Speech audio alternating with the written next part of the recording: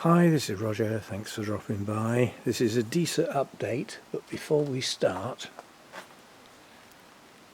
just look at that maple in the sunshine against that dark sky. Take a good look, because in 2 weeks' time there'll be not a leaf left.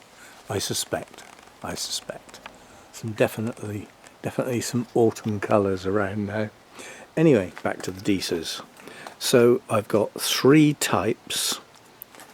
1 type, 2 types, 3 types.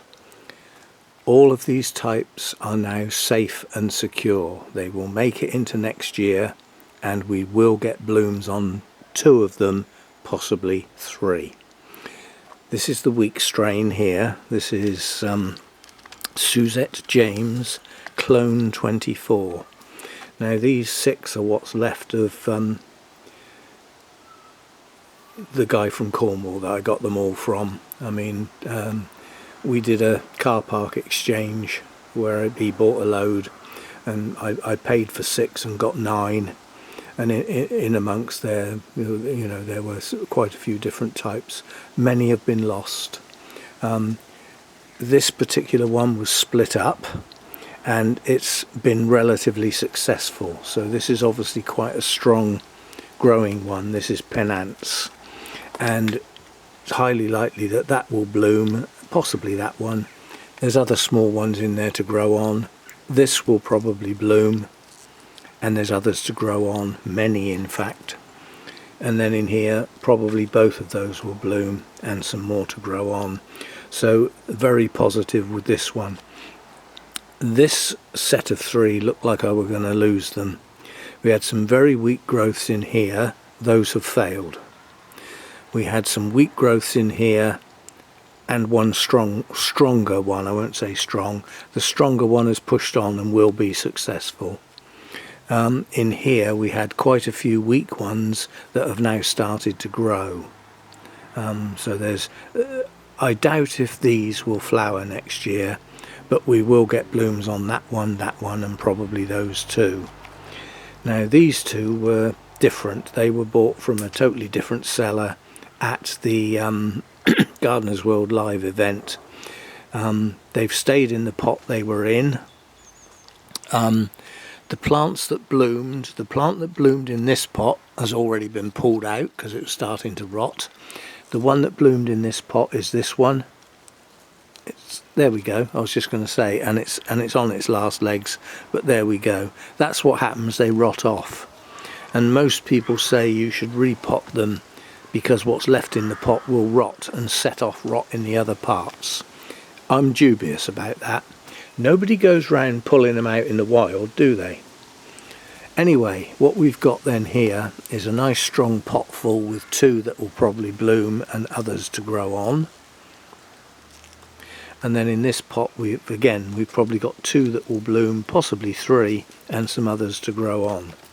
So I've got 3 types of Disas left. Successful here. They're not going to get touched till at least late winter, early spring, and I'm not sure I'm even going to touch them then. They may stay in those pots and carry on to bloom, and then these larger plants that have bloomed can be separated out from the others which will have grown on during the season, and will by then have their little bulbils and their roots. These are definitely not getting touched, and these might get split up in the spring, late winter, early spring. Maybe. They may again get left in their pots. The difference is these are in peat and perlite. These have got sphagnum moss in the pot, which can go off and start spoiling things. So that's the state of play with the Disas. I'm happy with what I've got left. It's a shame that these have gone, but they were very weak, tiny plants. They wouldn't have come to much. At least these weak, tiny plants are starting to grow now, and this one's looking good. This one will grow on next year, possibly bloom. So you have to bear in mind, Disas are different sized blooms. They're also quite different sized plants. Some of them are quite miniature plants and have flower spikes like 6 to 9 inches tall, and others are quite giant plants. You know, they fill up one of these pots and, you know, have a flower spike, you know, 18 to 2 foot, 18 inches to 2 foot tall. Some are multifloral. There is a lot of variety in here. So I'm happy with where I am. If I see more, and they're reasonable quality plants that haven't just been stuck in a pot, in other words, they've been grown in a pot for a while and are established, then I will get some more.